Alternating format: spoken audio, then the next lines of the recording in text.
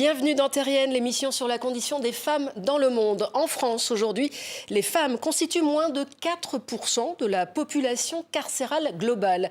Qui sont ces femmes détenues? Comment rompre leur isolement?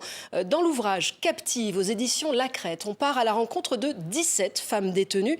Des portraits signés Céline Levin, photographe de presse, mais qui, pour son travail personnel, participe depuis plus de 6 ans maintenant à des ateliers de photos dans des quartiers pour femmes en prison. L'occasion d'échanger et d'accéder à un univers rarement mis en lumière.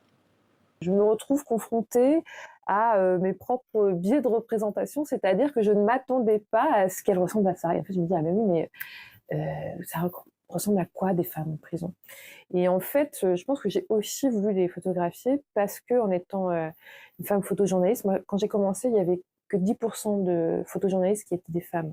Donc en fait, la représentation des femmes, elle a été faite pendant longtemps par les hommes. Et du coup, j'avais envie d'enrichir en fait la représentation du féminin. C'est-à-dire pour moi, prendre en photo ces femmes, ça permettait voilà, de montrer une diversité de femmes. Et c'est ça que je trouve intéressant. Après, effectivement, dans les conversations qu'on a pu avoir, dans les échanges qu'on a pu avoir au fil des années, le point commun qu'ont la plupart de ces femmes, c'est qu'elles ont vécu des violences familiales. Isolement, image de soi, reconstruction, ces ateliers ont aussi pour but d'aider ces femmes à améliorer leur regard sur elles-mêmes.